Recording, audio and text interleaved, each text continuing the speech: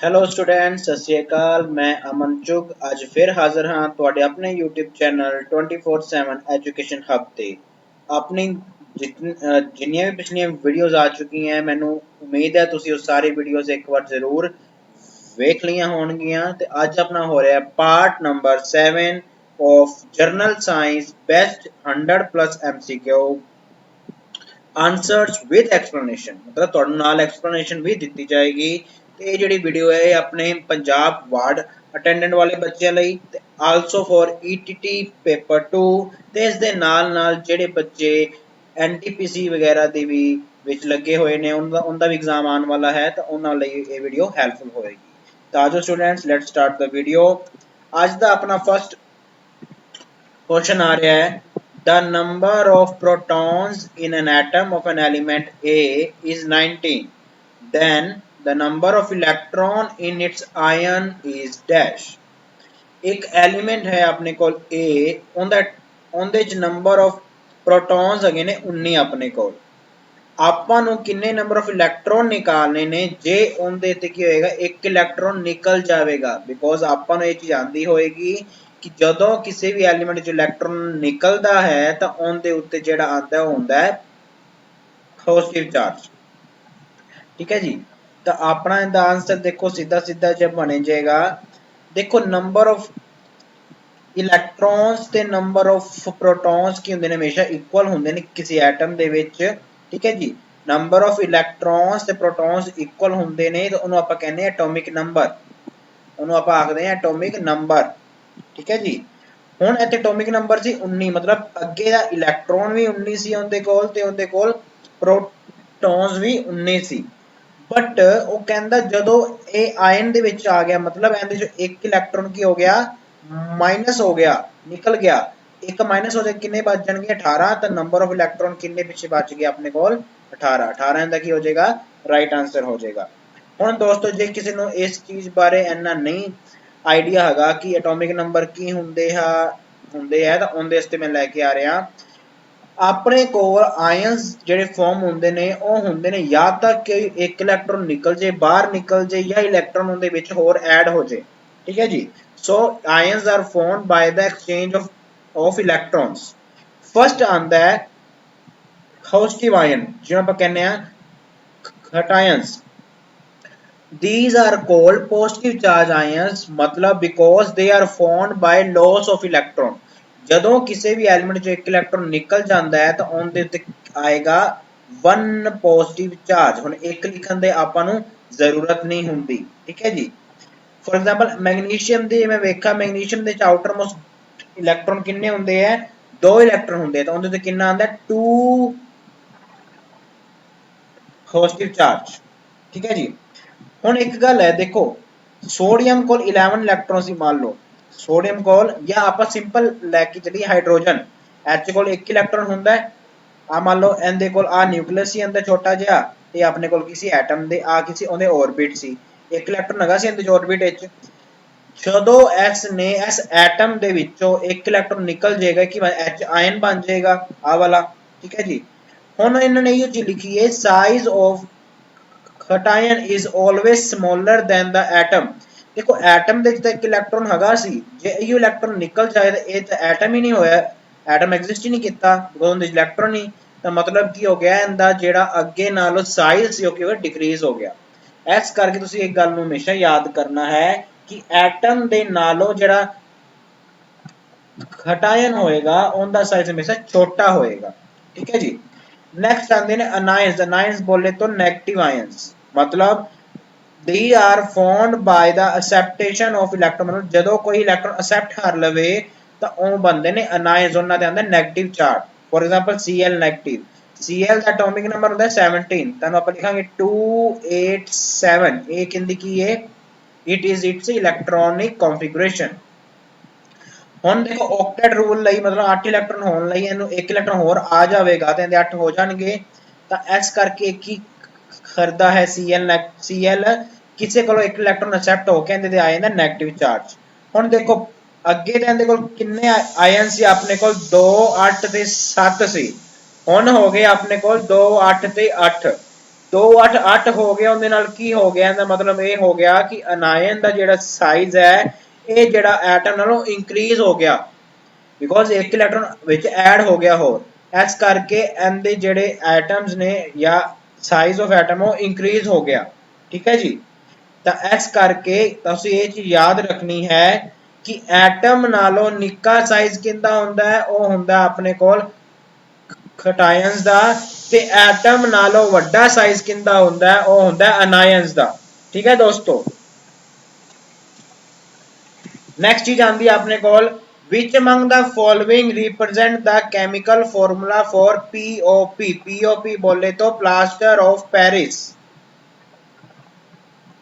plaster of Paris the chemical formula ਕੀ ਹੁੰਦਾ ਹੈ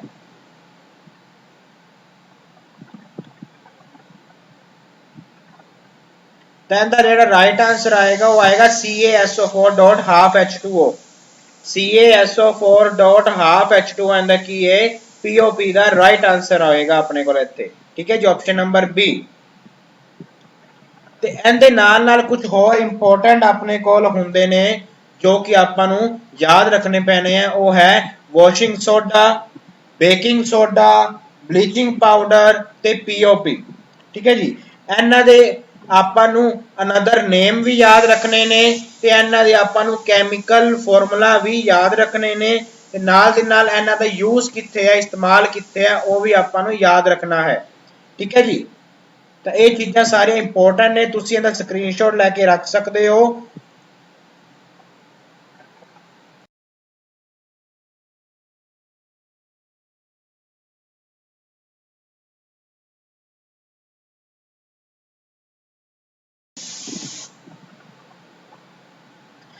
ਸੋ ਤੁਸੀਂ ਇਹਦਾ ਸਕਰੀਨਸ਼ਾਟ ਰੱਖ ਲਿਆ ਹੋਏਗਾ so let's move on to the next topic ਇਹ ਆਪਣੇ ਕੋਲ ਸਭ ਕੁਝ ਇੰਪੋਰਟੈਂਟ ਹੈ ਇਹਨਾਂ ਦਾ ਅਨਦਰ ਨੇਮ ਵੀ ਇੰਪੋਰਟੈਂਟ ਹੈ ਇਹਨਾਂ ਦਾ ਯੂਜ਼ ਕਿੱਥੇ ਹੈ ਉਹ ਵੀ ਇੰਪੋਰਟੈਂਟ ਹੈ ਤੇ ਇਹਨਾਂ ਦਾ ਕੈਮੀਕਲ ਫਾਰਮੂਲਾ ਵੀ ਸਭ ਤੋਂ ਜ਼ਿਆਦਾ ਇੰਪੋਰਟੈਂਟ ਹੈ ਜਿਹੜੇ ਇਹਦੇ ਯੂਜ਼ਸ ਨੇ ਉਹ ਇੰਨੇ ਯੂਜ਼ ਨਹੀਂ ਹੋਣਗੇ ਫॉर एग्जांपल ਐਟ ਲਈ ਇੱਕ ਇਸਤੇਮਾਲ ਕੀਤਾ ਜਾਂਦਾ ਹੈ ਜਾਂ ਬਲੀਚਿੰਗ ਪਾਊਡਰ ਦਾ ਹੋਰ ਯੂਜ਼ ਕਿੱਥੇ ਕੀਤਾ it is used for disinfecting water मतलब वाटर ਨੂੰ ਸਾਫ਼ ਰੱਖਣ ਲਈ ਇਹਦਾ ਯੂਜ਼ ਕੀਤਾ ਜਾਂਦਾ ਹੈ ਮੇਨ ਚੀਜ਼ ਆਏ ਜਾਂ ਇਹਦੇ ਹੋਰ ਇੰਪੋਰਟੈਂਟ ਹੈਗਾ ਉਹ ਹੈ ਵਾਸ਼ਿੰਗ ਸੋਡਾ ਦਾ ਯੂਜ਼ ਕਿੱਥੇ ਕੀਤਾ ਜਾਂਦਾ to for softening of hard water ਨੂੰ ਸੌਫਟ ਲੈ ਕੇ ਆਉਣ ਲਈ ਇਹਦਾ ਯੂਜ਼ ਕੀਤਾ ਜਾਂਦਾ ਹੈ ਇੱਕ ਚੀਜ਼ ਹੋਰ ਹੈ ਬੇਕਿੰਗ ਸੋਡਾ ਦਾ ਯੂਜ਼ ਕਿੱਥੇ ਕੀਤਾ ਜਾਂਦਾ it is used in making the baking powder ਜਾਂ ਆਪਾਂ ਇਹ ਵੀ ਕਹਿ ਸਕਦੇ ਹਾਂ ਜਿਹੜੇ ਸਬਸਟੈਂਸਸ ਕਾਫੀ ਸੌਫਟ ਹੁੰਦੇ ਨੇ ਉਹਨਾਂ ਵਿੱਚ ਇਹਨਾਂ ਦਾ ਯੂਜ਼ ਕੀਤਾ ਹੈ ਤਾਂ ਕਿ ਉਹ ਸਬਸਟੈਂਸ ਕੀ ਬਣ ਜਾਏ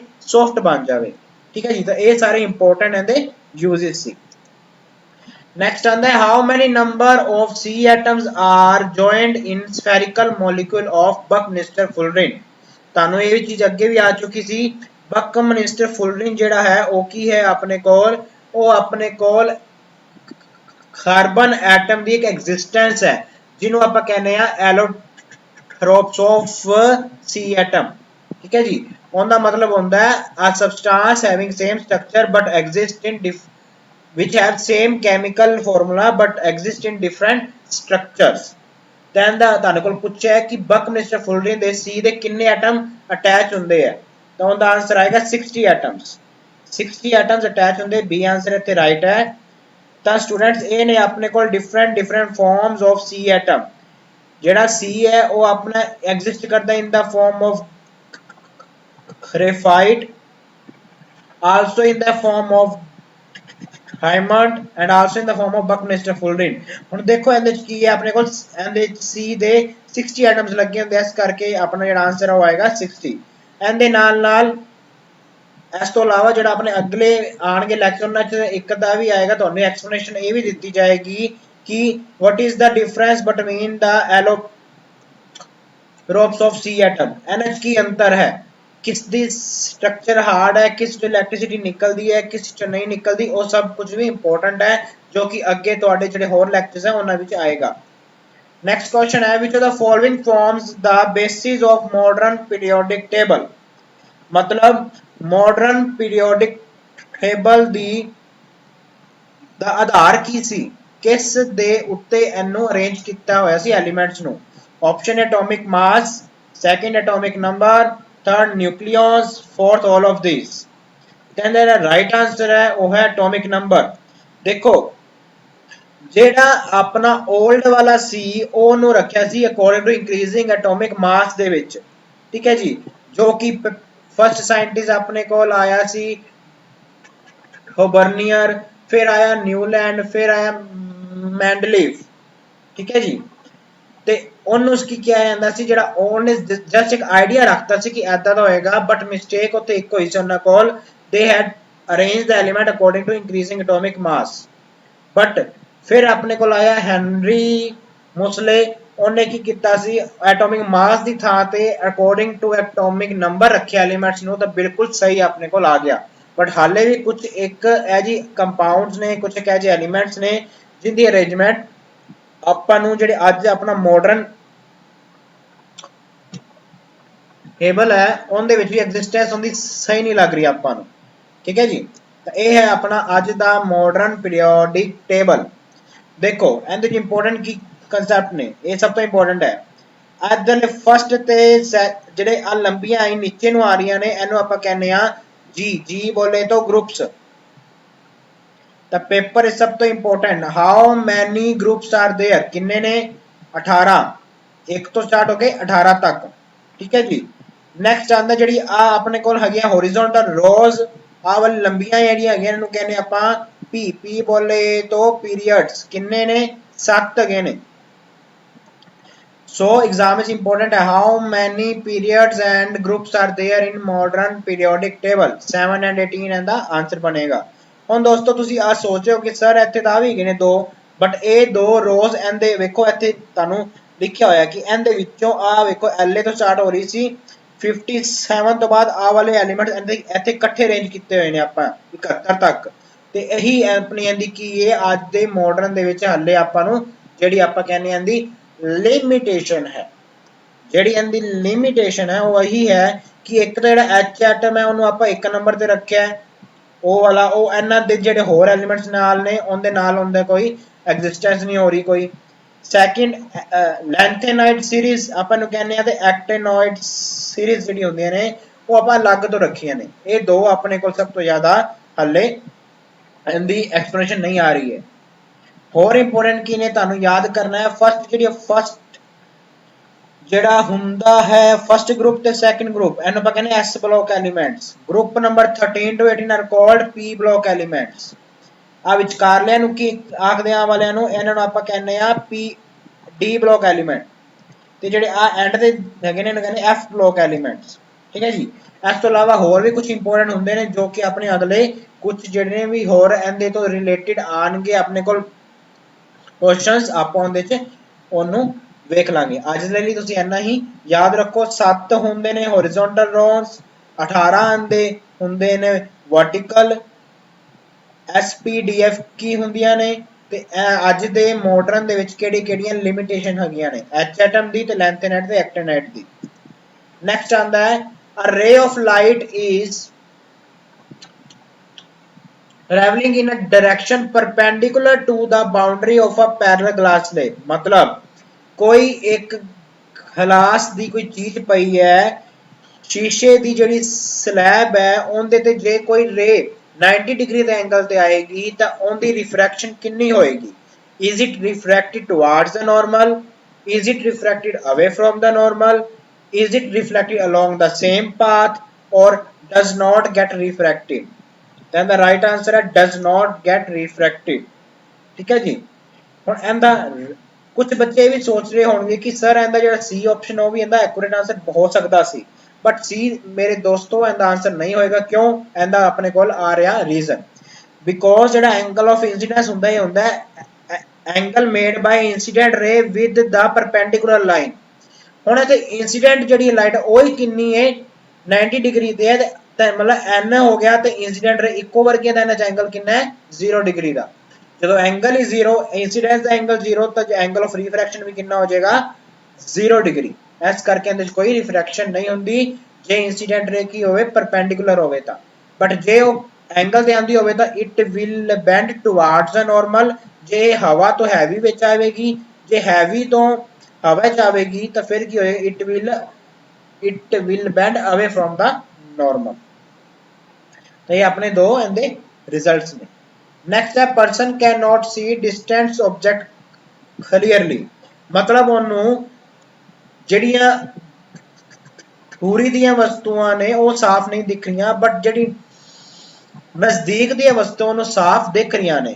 ਹੀ ਸਫਰਿੰਗ ਫਰਮ ਵਿਚ ਡਿਫੈਕਟ ਆਫ ਵਿਜ਼ਨ, ਉਹਦੇ ਆਈ ਦੇ ਵਿੱਚ ਕਿਹੜਾ ਕੁਝ ਇਹ ਜੀ ਚੀਜ਼ ਹੋ ਚੁੱਕੀ ਹੈ ਜਾਂ ਕਿਹੜਾ ਇਹ ਜਿਹਾ डिफेक्ट आ गया है जिंदी वजह नाल ओनू ये चीज हो रही है। Option A is cataract, B hypermetropia, C myopia, D presbyopia. कहता है राइट आंसर है मायोपिया।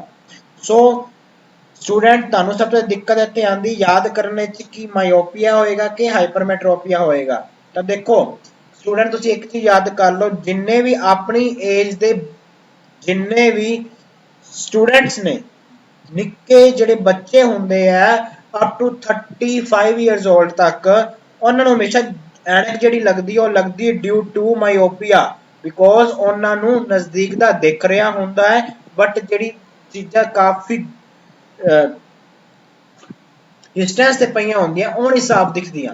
ਇਸ ਕਰਕੇ ਉਹਨੂੰ ਜਿਹੜੀ ਐਨਕ ਲੱਗਦੀ ਹੈ ਉਹ ਲੱਗਦੀ ਹੈ ਡਿਊ ਟੂ ਮਾਇਓਪੀਆ। ਤੁਸੀਂ ਇੱਕ ਚੀਜ਼ ਯਾਦ ਕਰ ਲਓ, ਅਗਲੀ ਆਪਣੇ ਆਪ ਹੋ ਜਾਣੀ ਹੈ ਕਿ ਛੋਟੇ ਬੱਚਿਆਂ ਨੂੰ ਹਮੇਸ਼ਾ ਮਾਇਓਪੀਆ ਹੁੰਦਾ ਹੈ ਤੇ ਜੇ ਉਸ ਤੋਂ ਵੱਡੀ ਉਮਰ ਹੋਏਗੀ ਉਹਨਾਂ ਨੂੰ ਮਾਇਓਪੀਆ ਵੀ ਹੋ ਸਕਦਾ, ਉਹਨਾਂ ਨੂੰ ਹਾਈਪਰਮੈਟਰੋਪੀਆ ਵੀ ਹੋ ਜਾਂਦਾ ਹੈ ਅੱਗੇ ਜਾ ਕੇ। ਠੀਕ ਹੈ ਜੀ। ਤਾਂ ਦੇਖੋ ਆਪਣੇ ਕੋਲ ਇੱਕ ਚੀਜ਼ ਹੋਰ ਇੰਪੋਰਟੈਂਟ ਇੱਥੇ ਆਂਦੀ ਹੈ ਕਿ ਇਹੋ ਜੀ ਕੀ ਚੀਜ਼ ਹੁੰਦੀ ਹੈ ਮਾਇਓਪੀਆ ਦੇ ਵਿੱਚ, ਹਾਈਪਰਮੈਟਰੋਪੀਆ ਦੇ ਵਿੱਚ ਐਸਟਿਗਮੈਟਿਜ਼ਮ। ਇਹ ਵੀ ਇੱਕ ਟਾਈਪ ਦਾ ਡਿਫੈਕਟ ਹੈ ਕਿ ਕਿਹੜੀ ਚੀਜ਼ ਹੁੰਦੀ ਹੈ ਤੇ ਉਹਦੇ ਲਈ ਉਹਦਾ ਆਪਣਾ ਇਲਾਜ ਕੀ ਹੈ।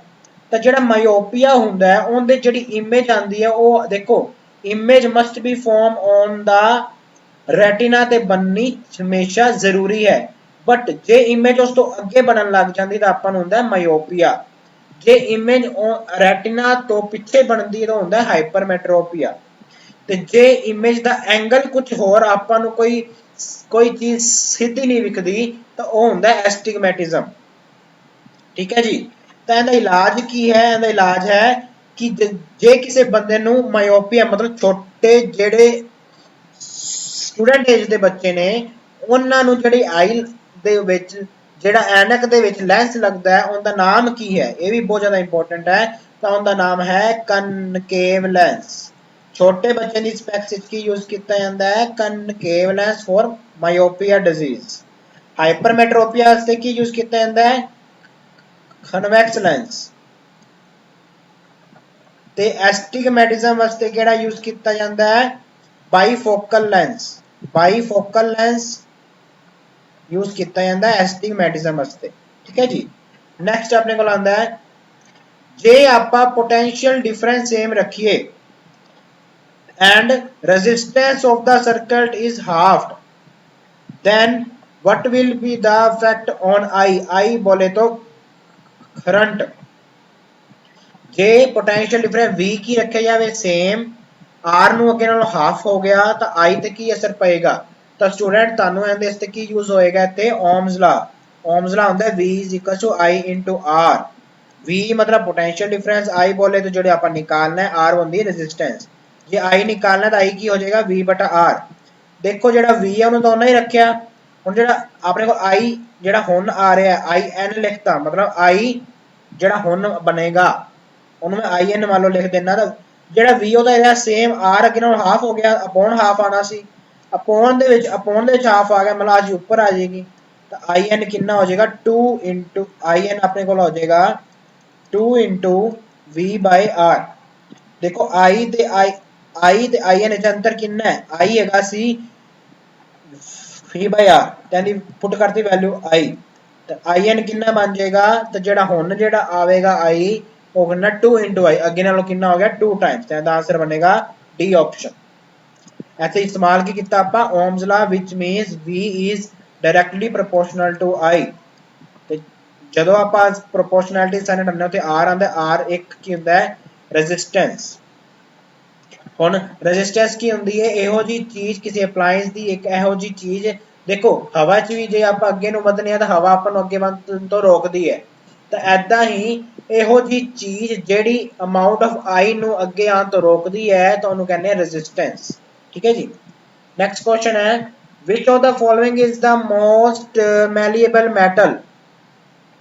ਕਿਹੜੀ ਸਭ ਤੋਂ ਵੱਧ ਇਹੋ ਜੀ ਮੈਟਲ ਹੈ ਜਿਹਨੂੰ ਆਪਾਂ ਆਸਾਨੀ ਦੇ ਨਾਲ ਥਿਨ ਸ਼ੀਟਸ ਦੇ ਵਿੱਚ ਲੈ ਕੇ ਆ ਸਕਦੇ ਹਾਂ, ਪਤਲੀਆਂ ਪਤਲੀਆਂ ਹੁੰਦੀਆਂ ਸ਼ੀਟਸ ਬਣ ਸਕਦੀਆਂ ਨੇ। ਆਪਸ਼ਨਸ ਆਰ ਸੋਨਾ, ਲੋਹਾ, ਕਾਪਰ, ਐਲੂਮੀਨੀਅਮ। ਤਾਂ ਦੇਖੋ ਸਭ ਤੋਂ ਜ਼ਿਆਦਾ ਇਸਤੇਮਾਲ ਕੀ ਕੀਤਾ ਜਾਂਦਾ ਹੈ, ਸੋਨਾ। ਉਹਨੂੰ ਆਪਾਂ ਆਸਾਨੀ ਦੇ ਨਾਲ ਕਿਸੇ ਵੀ ਸ਼ੇਪ ਵਿੱਚ ਲੈ ਕੇ ਆ ਸਕਦੇ ਆ। ਤਾਂ ਇਹਦਾ ਰਾਈਟ ਆਂਸਰ ਹੈ ਏ ਆਪਸ਼ਨ। ਇਹਦੇ ਨਾਲ ਦੋਸਤੋ ਇਹਦਾ ਸਕਰੀਨਸ਼ਾਟ ਲੈ ਕੇ ਰੱਖ ਲਓ। ਮੈਟਲਸ ਤੇ ਨੋਨ ਮੈਟਲ ਦੀਆਂ ਕੁਝ ਇੰਪੋਰਟੈਂਟ ਪ੍ਰੋਪਰਟੀਜ਼ ਨੇ ਜਿੰਦੇ ਨਾਲ ਤੁਹਾਡਾ ਮੈਟਲਸ ਤੇ ਨੋਨ ਮੈਟਲ ਦਾ ਅੱਧਾ ਜਿਹੜਾ ਕਨਸੈਪਟ ਹੈ ਉਹ ਬਿਲਕੁਲ ਓਵਰ ਹੋ ਜਾਂਦਾ ਹੈ। ਠੀਕ ਹੈ ਜੀ। ਇਹ ਤੁਸੀਂ ਇਹਦੀਆਂ ਸਕਰੀਨਸ਼ਾਟ ਲੈ ਕੇ ਰੱਖ ਲਓ, ਇਹ ਬਹੁਤ ਜ਼ਿਆਦਾ ਇੰਪੋਰਟੈਂਟ ਹੈ। ਨੈਕਸਟ ਕੁਐਸਚਨ ਹੈ which of the following is not a fossil fuel? ਹੇਠ ਲਿਖਿਆਂ ਵਿੱਚੋਂ ਇੱਕ ਇਹੋ ਜਿਹੀ ਆਪਸ਼ਨ ਹੈ ਜਿਹੜੀ ਜੈਵਿਕ ਬਾਲਣ ਨਹੀਂ ਹੈ। ਆਪਸ਼ਨ ਆਰ ਕੋਲਾ, ਪੈਟਰੋਲੀਅਮ, ਨੈਚੁਰਲ ਗੈਸ ਜਾਂ ਨਿਊਕਲੀਅਰ ਫਿਊਲ। ਤਾਂ ਇਹਦਾ ਸਿੱਧਾ ਇਹ ਆਂਸਰ ਹੈ ਉਹ ਹੈ ਡੀ ਆਪਸ਼ਨ, ਨਿਊਕਲੀਅਰ ਫਿਊਲ, ਜੋ ਕਿ ਇੱਕ ਫੋਸਿਲ ਫਿਊਲ ਨਹੀਂ ਹੈ। ਤਾਂ ਦੋਸਤੋ ਪਹਿਲੀ ਚੀਜ਼ ਇਹ ਸਮਝਣੀ ਜ਼ਰੂਰੀ ਹੈ what do you mean by fuels? ਤਾਂ ਉਹ ਇੱਕ ਇਹੋ ਜਿਹੀ ਚੀਜ਼ ਜਦੋਂ ਆਪਾਂ ਨੂੰ ਅੱਗ ਲਗਾਈਏ it release heat and light energy, ਉਹਦੇ ਚੋਂ ਅੱਗ ਵੀ ਨਿਕਲੇ ਤੇ ਉਹਦੇ ਚੋਂ એનર્ਜੀ ਜਿਹੜੀ ਨਿਕਲੇ ਉਹ ਇਨ ਦੀ ਫਾਰਮ ਆਫ ਲਾਈਟ ਵੀ ਨਿਕਲੇ। ਠੀਕ ਹੈ ਜੀ। ਤਾਂ ਇਹਨਾਂ ਦੇ ਐਗਜ਼ਾਮਪਲ ਨੇ ਕੋਲ, ਪੈਟਰੋਲੀਅਮ ਜਾਂ ਆਇਲ ਜਿਹਨੂੰ ਆਪਾਂ ਕਹਿੰਦੇ ਆ, ਤੇ ਨੈਚੁਰਲ ਗੈਸ ਜੋ ਕਿ ਇਹਦੇ ਤੋਂ ਹੀ ਅੱਗੋਂ ਨਿਕਲਦੀ ਹੈ। ਬਿਕੋਜ਼ ਇਹ ਜਿਹੜੇ ਸਬਸਟੈਂਸਿਸ ਨੇ ਇਹ ਅਰਥ ਦੇ ਅੰਦਰੋਂ ਮਿਲਦੇ ਨੇ due to remains of plants and animals. ਜਿਹੜੇ ਪਲਾਂਟਸ ਦੇ ਐਨੀਮਲ ਐਕਸਪਾਇਰ ਹੋ ਜਾਂਦੇ ਆ, ਜਿਹੜਾ ਆਪਣਾ ਤੇ ਪਲਾਂਟਸ ਦਾ ਵੇਸਟ ਮਟੀਰੀਅਲ ਆ ਜਿਹੜਾ ਅਰਥ ਦੇ ਅੰਦਰ ਕਾਫੀ ਸਾਲਾਂ ਤੋਂ ਹੁੰਦਾ ਹੈ, ਤਾਂ ਉਹ ਅਰਥ ਦੇ ਅੰਦਰ એનર્ਜੀ ਜਿਹੜੀ ਹੁੰਦੀ ਹੈ ਹੀਟ એનર્ਜੀ ਉਹਦੀ ਵਜ੍ਹਾ ਨਾਲ ਤੇ ਮਾਈਕਰੋ ਆਰਗੈਨਿਜ਼ਮ ਦੀ ਹੈਲਪ ਨਾਲ ਉਹ ਫੋਸਿਲਸ ਵਿੱਚ ਹੋ ਜਾਂਦਾ ਚੇਂਜ, ਇਸ ਕਰਕੇ ਇਹਨੂੰ ਕਹਿੰਦੇ ਆ ਫੋਸਿਲ ਫਿਊਲਸ। ਠੀਕ ਹੈ ਜੀ। Next question is methane molecule is dash. Methane ਦਾ ਮੋਲੀਕੂਲ ਦੀ ਸ਼ੇਪ ਦਾ ਕੀ ਨਾਮ ਹੁੰਦਾ ਹੈ, ਸਕੁਆਇਰ, ਰੈਕਟੈਂਗਲ, ਟੈਟਰਾਹੈਡਰਨ ਔਰ ਨਨ ਆਫ ਦਿਸ। ਤਾਂ ਇਹਦਾ ਦੋਸਤੋ ਮੈਨੂੰ ਉਮੀਦ ਹੈ ਕਿ ਇਹਦਾ ਆਂਸਰ ਨਹੀਂ ਆਂਦਾ ਹੋਏਗਾ ਤੁਹਾਨੂੰ, ਇਹ ਹਲਕਾ ਜਿਹਾ ਹਾਈ ਜਿਹੜੇ ਐਗਜ਼ਾਮ ਉਹਨਾਂ 'ਚ ਵੀ ਆ ਸਕਦਾ ਹੈ। ਤਾਂ ਇਹਦਾ ਆਂਸਰ ਹੈ ਸੀ ਆਪਸ਼ਨ, ਬੋਲੇ ਤੋਂ ਟੈਟਰਾਹੈਡਰਨ। ਇਹੋ ਜਿਹੀ ਸ਼ੇਪ ਜਿਹੜੀ ਤੁਹਾਡੇ ਸਾਹਮਣੇ ਸਕਰੀਨ ਤੇ ਇਹੋ ਜਿਹੀ ਜੇ ਕਿਸੇ ਦੀ ਵੀ ਸਬਸਟੈਂਸ ਦੀ ਸ਼ੇਪ ਹੁੰਦੀ ਤਾਂ ਉਹਨੂੰ ਆਪਾਂ ਕਹਿੰਦੇ ਆ ਟੈਟਰਾਹੈਡਰਨ ਸ਼ੇਪ। ਤੇ ਜਿਹੜਾ ਇੱਥੇ ਐਂਗਲ ਲਿਖਿਆ ਹੋ ਗਿਆ CH ਤੇ CH ਦੇ ਵਿੱਚ ਜਿਹੜੇ ਦੋ ਹੋਂਡ ਬਣਦੇ ਆ ਉਹਨਾਂ 'ਚ ਕਿੰਨਾ ਐਂਗਲ ਹੈ 109.5 ਡਿਗਰੀ ਦਾ, ਤੇ ਉਹਦੀ ਲੈਂਥ ਕਿੰਨੀ 108.7 ਪਿਕੋਮੀਟਰ। PM ਬੋਲੇ ਤਾਂ ਪਿਕੋਮੀਟਰ। ਨੈਕਸਟ ਹੈ full form of DDT। DDT ਜਿਹੜੀ ਯੂਜ਼ ਕੀਤੀ ਜਾਂਦੀ ਹੈ ਫਸਲਾਂ ਦੇ ਵਿੱਚ, ਉਹਦੀ ਫੁੱਲ ਫਾਰਮ ਕੀ ਹੁੰਦੀ ਹੈ, ਉਹਦੀ ਫੁੱਲ ਫਾਰਮ ਕੀ ਹੁੰਦੀ ਹੈ। ਦੇਖੋ ਤੁਹਾਡੀ ਜਿਹੜੀ ਆਪਸ਼ਨ ਲਗਭਗ ਇੱਕੋ ਵਰਗੀਆਂ ਨੇ, ਕੁਝ ਅੰਤਰ ਹੈ ਇਹਨਾਂ ਵਿੱਚ। ਕਹਿੰਦੇ ਆਪਾਂ ਸਿੱਧਾ ਜਿਹੜਾ ਇਹਦਾ ਰਾਈਟ ਆਂਸਰ ਉਹਦੇ ਤੇ ਆਨੇ ਆ ਜੋ ਕਿ ਹੈ ਏ ਆਪਸ਼ਨ, ਡਾਈ ਖਲੋਰੋ ਡਾਈ ਫਿਨਾਈਲ ਰਾਈ ਖਲੋਰੋਇਥੇਨ। ਤਾਂ ਇਹ ਆਪਣਾ ਇਹਦਾ ਕੈਮੀਕਲ ਫਾਰਮੂਲਾ ਵੀ ਹੈ। ਠੀਕ ਹੈ ਜੀ। ਦੇਖੋ ਆ ਕੀ ਨੇ, ਇੱਕ ਇੱਥੇ Cl ਇੱਕ ਇੱਥੇ Cl, ਇਸ ਕਰਕੇ ਇਹਦਾ ਨਾਮ ਆ ਅਗਲਾ ਬਣ ਗਿਆ। ਫਸਟ ਜਿਹੜਾ ਕੈਪੀਟਲ ਡੀ ਹੈ ਉਹ ਇਹਦੇ ਤੇ ਰਿਸਪੌਂਸਿਬਲ ਹੈ। ਨੈਕਸਟ ਕੈਪੀਟਲ ਡੀ ਆ ਜਿਹੜੀਆਂ ਇਹ ਵਾਲੀਆਂ ਦੋ ਸਟਰਕਚਰਸ ਬਣੀਆਂ ਇਹਦੇ ਤੇ ਰਿਸਪੌਂਸਿਬਲ ਹੈ, ਜਿਹੜਾ ਲਾਸਟ ਵਾਲਾ ਨੇਮ ਹੈ ਉਹ ਇਹਨਾਂ ਤੇ ਰਿਸਪੌਂਸਿਬਲ ਹੈ। ਠੀਕ ਹੈ ਜੀ। ਇਸ ਕਰਕੇ ਇਹਦਾ ਨਾਮ ਬਣ ਗਿਆ DDT। ਨੈਕਸਟ ਕੁਐਸਚਨ ਹੈ vegetable IELTS can be converted into vegetable ਘੀ ਬਾਏ। ਕਿਸ ਮੈਥਡ ਦੇ ਨਾਲ ਆਇਲਸ ਨੂੰ ਆਪਾਂ ਘੀ ਦੇ ਵਿੱਚ ਲੈ ਕੇ ਆ ਸਕਦੇ ਆ, ਕਾਰਬਨਾਈਜੇਸ਼ਨ, polymerization, hydrogenation, all of these methods। ਤਾਂ ਇਹਦਾ C ਆਪਸ਼ਨ ਰਾਈਟ ਆਂਸਰ ਹੈ ਹਾਈਡਰੋਜਨੇਸ਼ਨ, ਮਤਲਬ addition of hydrogen to unsaturated compounds. ਇਹ ਚੀਜ਼ ਤੁਹਾਨੂੰ ਅੱਗੇ ਵੀ ਮੈਂ ਪਿਛਲੇ ਲੈਕਚਰ 'ਚ ਵੀ, ਜੇ ਕਿਸੇ ਬੱਚੇ ਨੇ ਸਾਡੇ ਪਿਛਲੇ ਲੈਕਚਰ ਵੇਖੇ ਨੇ ਆਪਣੇ, ਤੁਹਾਨੂੰ ਇਸ ਚੀਜ਼ ਬਾਰੇ ਆਈਡੀਆ ਹੋਏਗਾ ਕਿ ਅਨਸੈਚੁਰੇਟਿਡ ਕੰਪਾਊਂਡ ਦਾ ਮਤਲਬ ਕੀ ਹੈ। ਤੇ ਅਨਸੈਚੁਰੇਟਿਡ ਕੰਪਾਊਂਡ ਇਹੋ ਜਿਹੇ ਕੰਪਾਊਂਡ ਜਿਨ੍ਹਾਂ ਵਿੱਚ ਜਾਂ ਤਾਂ ਹੋਣ, ਜਿਨ੍ਹਾਂ ਵਿੱਚ ਕੀ ਹੋਣ ਇੱਕ ਤੋਂ ਵੱਧ ਬੌਂਡ ਹੁੰਦੇ ਨੇ। ਠੀਕ ਹੈ ਜੀ। ਤਾਂ ਇਹ ਜੇ ਕੰਪਾਊਂਡ ਨੂੰ ਅਨਸੈਚੁਰੇਟਿਡ ਕੰਪਾਊਂਡਸ ਕਹਿੰਦੇ ਆ। ਇੱਥੇ ਕੀ ਹੈ ਈਨ ਹੈ, ਈਨ ਬੋਲੇ ਤੋਂ 2 ਬੌਂਡਸ, ਇਹ ਹੈਗਾ ਏਨ ਗਰੁੱਪ।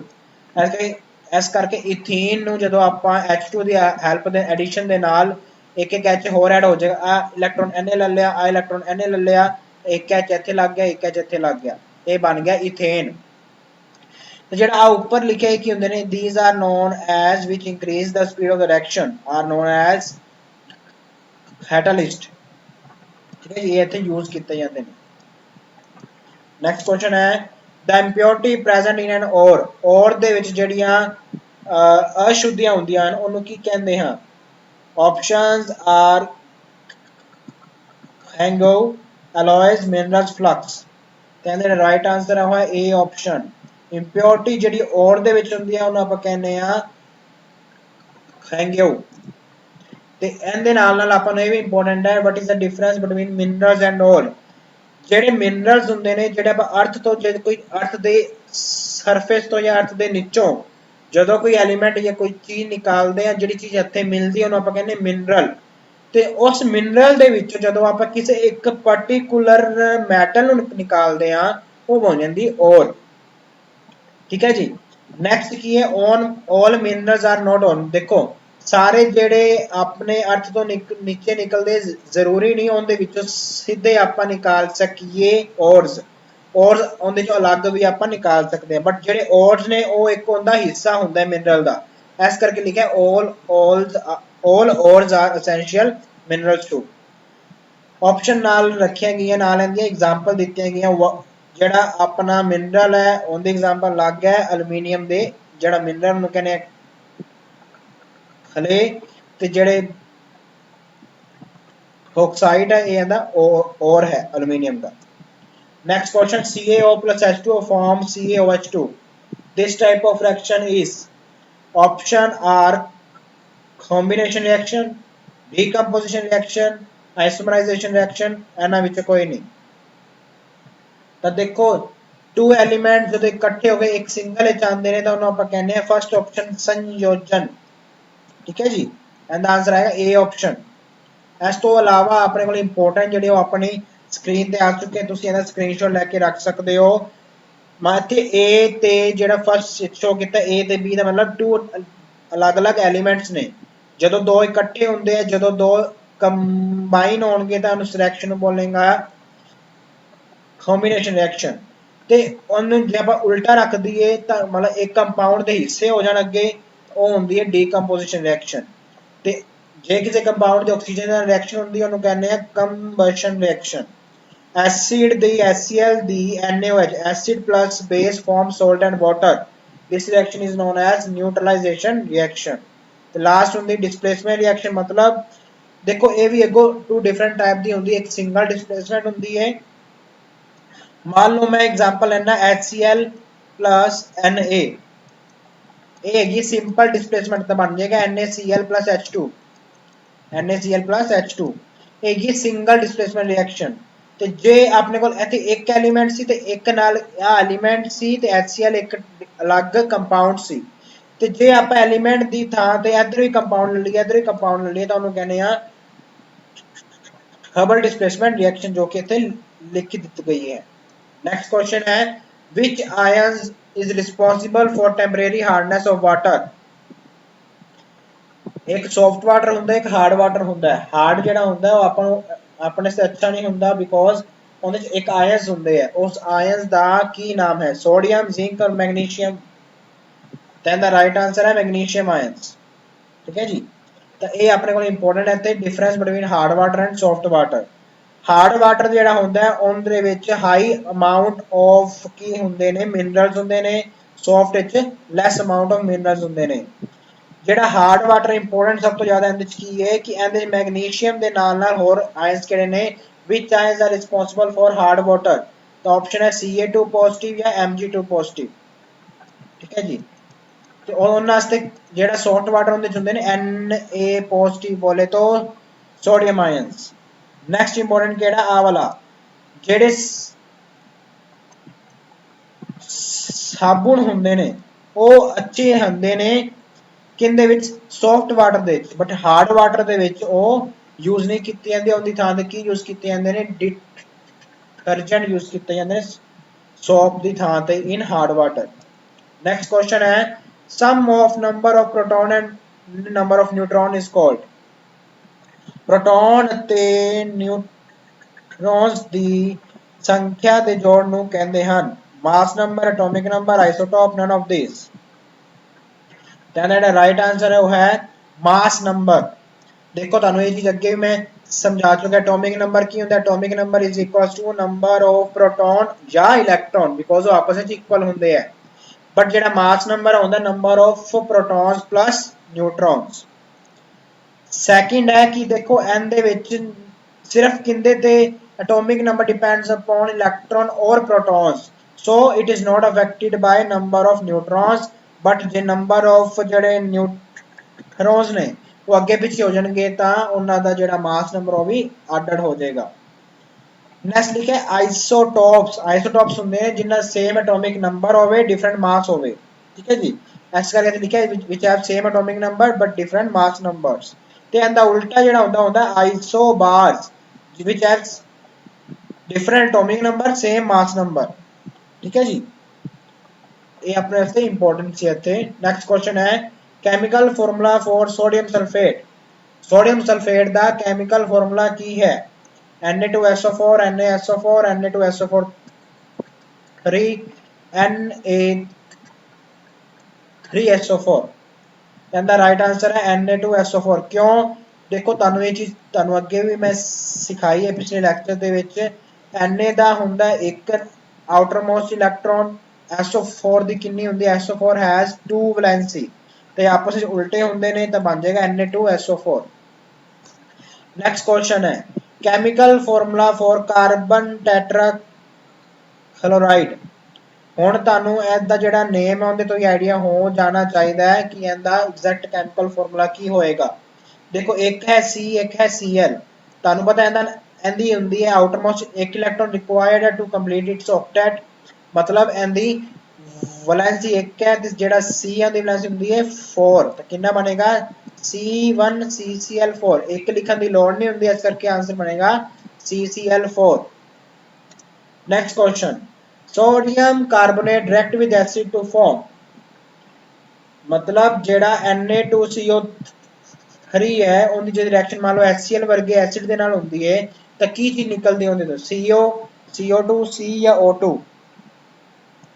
तो इधर राइट आंसर है वो अपना है सेकंड ऑप्शन CO2। उनका एग्जैक्ट रीजन की है तुहाडे सामने लिख रखे है। एसिड दे जेड़े कार्बोनेट्स ने फॉर एग्जांपल Na2CO3 दे react with acid to form salt plus water plus CO2, ठीक है जी। तो NaCl Na दे नाल की लग गया Cl, H दे नाल एक ऑक्सीजन लग गई तो ये बन गया H2O, पीछे की बच गया CO2 बच गया नाल, ठीक है जी। तो ये चीज इंपॉर्टेंट है, तुहानू एग्जाम में ये भी आ सकता है एसिड जे इकल्ले acid react with only metal to form which, तो उनका रिजल्ट निकलता है H2 प्लस सॉल्ट। ते H2 दी एविडेंस की कितों पता लगता है H2 है, बिकॉज एंदे अगे से अग हल्की सी लाइए तो उनकी आवाज आती है, उस आवाज कहते POP, बोले तो पॉप साउंड। ते जे मैटल की थां ते मैटल दा कार्बोनेट लिता जाए तो नाल की निकलता है CO2। हुण एंदा एविडेंस की है it change lime water milky, जेड़ा लाइम वाटर है उनका रंग की हो जाता है, उनका रंग मिल्की हो जाएगा जे उत्थे CO2 होवेगी। नेक्स्ट क्वेश्चन है SI unit of charge is electron volt, farad, coulomb, henry. ये आज का अपना लास्ट है SI यूनिट ऑफ चार्ज। कहते राइट आंसर है वो है C ऑप्शन, बोले तो कूलम। ਇਹਦੇ ਨਾਲ ਨਾਲ ਤੁਹਾਨੂੰ ਇਹ ਵੀ ਚੀਜ਼ ਪਤਾ ਹੋਣੀ ਚਾਹੀਦੀ ਹੈ what do you mean by a charge की ਹੁੰਦਾ ਹੈ, मतलब ਇਹੋ ਜੀ ਕਿਸੇ ਆਬਜੈਕਟ ਦੀ ਜਾਂ ਕਿਸੇ ਚੀਜ਼ ਦੀ ਇਹੋ ਜੀ ਚੀਜ਼ ਜਿੰਦੀ ਵਜ੍ਹਾ ਨਾਲ ਉਹਦੇ ਚ ਅਟਰੈਕਸ਼ਨ ਜਾਂ ਰਿਪਲਸ਼ਨ ਹੋਵੇ ਤਾਂ ਉਸ ਨੂੰ ਆਪਾਂ ਕਹਿੰਦੇ ਆ this is known as a charge. Charge ਦੋ ਟਾਈਪ ਦੇ ਹੁੰਦੇ ਨੇ, ਜਾਂ ਹੋਣਗੇ ਪੋਜ਼ਿਟਿਵ ਜਾਂ ਨੈਗੇਟਿਵ। ਜਿਹੜੇ ਸੇਮ ਚਾਰਜ ਹੋਣਗੇ ਉਹ ਕੀ ਕਰਦੇ ਨੇ ਰਿਪੈਲ, ਆਪੋਜ਼ਿਟ ਵਾਲੇ ਕੀ ਹੁੰਦੇ ਨੇ ਅਟਰੈਕਟ। ਇਹਦੇ ਐਸੇ ਯੂਨਿਟ ਕੀ ਨੇ? ਕੈਪੀਟਲ ਸੀ ਬੋਲੇ तो ਕੂਲੰਬ। ਤੇ ਜੇ ਕਿਸੇ ਚੀਜ਼ ਦੇ ਉੱਤੇ ਕਿੰਨਾ ਅਮਾਉਂਟ ਆਫ ਚਾਰਜ ਹੈ ਉਸ ਨੂੰ ਨਿਕਾਲਣਾ, ਤਾਂ ਉਹਦੇ ਵਾਸਤੇ ਜਿਹੜਾ ਇੰਸਟਰੂਮੈਂਟ ਯੂਜ਼ ਕੀਤਾ ਜਾਂਦਾ ਉਹ ਕੀਤਾ ਜਾਂਦਾ ਇਲੈਕਟ੍ਰੋਸਕੋਪ। ਸੋ ਫਰੈਂਡਸ ਇਹ ਸੀ ਆਪਣਾ ਅੱਜ ਦਾ ਲੈਕਚਰ। ਆਪਾਂ ਮਿਲਦੇ ਅਗਲੇ ਲੈਕਚਰ ਦੇ ਵਿੱਚ ਐਦਾਂ ਹੀ। ਜੇ ਤੁਹਾਨੂੰ ਲੈਕਚਰ ਵਧੀਆ ਲੱਗਿਆ ਹੋਵੇ ਤੁਹਾਨੂੰ ਲਾਈਕ ਕਰੋ, ਸ਼ੇਅਰ ਕਰੋ। Tata, see you, bye bye, meet you ਸੂਨ।